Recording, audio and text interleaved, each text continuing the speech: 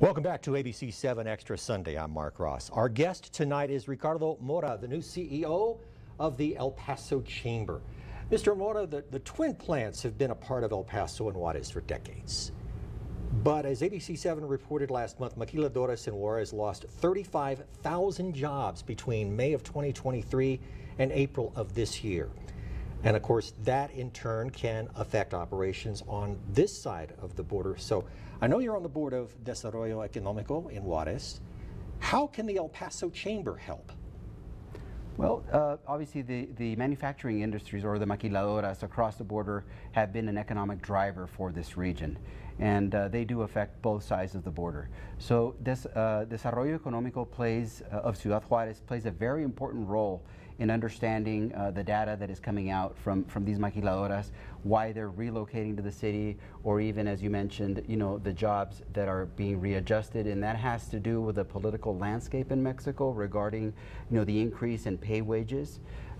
So there's different areas besides, access to power, water, gas, everything that the infrastructure is required for maquiladoras to grow.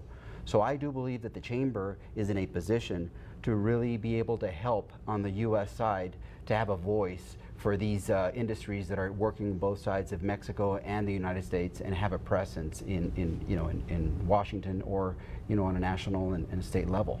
Are they increasing minimum wages then in Chihuahua and in Juarez? Is that does that affect the twin plant operations as far as, well, can we afford to have the employees at these higher wages? Is that part of the situation? Well, it is a little piece. It's part of the this current administration, the presidential administration. So it has increased the wages of the employees by 100% in the last 5 years, which is great.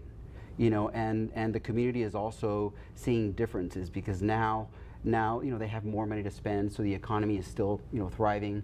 The peso has been holding its fort.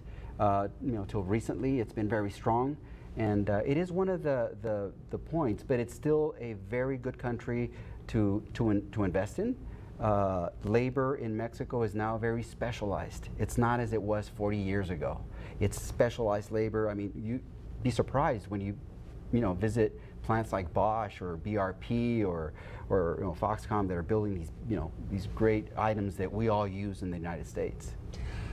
The core of the El Paso Chamber, or any chamber for that matter, is working with businesses. 94% of your membership is small and medium-sized businesses. Now, as CEO, what things do you want to do to help business owners in El Paso?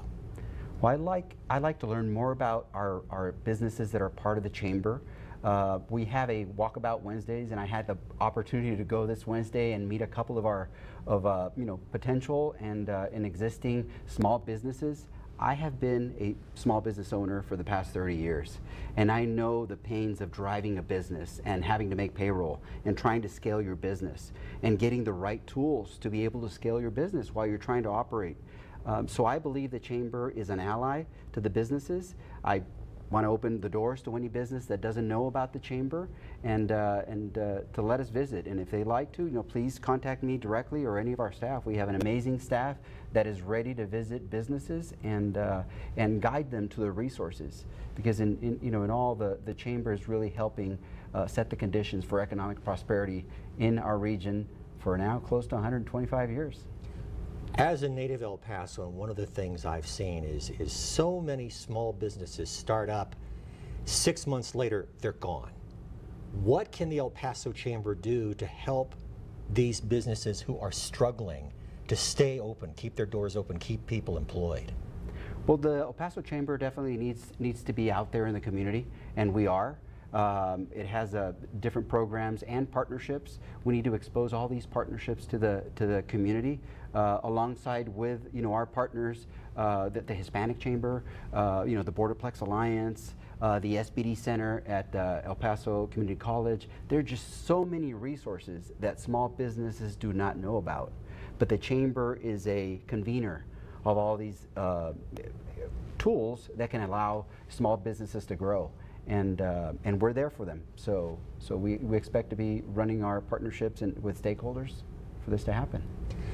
Now, our news partners at El Paso Inc. published a column from your predecessor, Andrea Hutchins, and she wrote, quote, "Recently, the Chamber released the results of an entertainment and sports venue analysis comparing El Paso to similar-sized cities. The findings were stark. El Paso ranked nearly dead last in almost every category.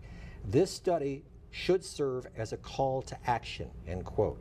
And of course, last December, Hutchins said that the Chamber membership opposed abandoning plans for the multipurpose center downtown. Has that position changed?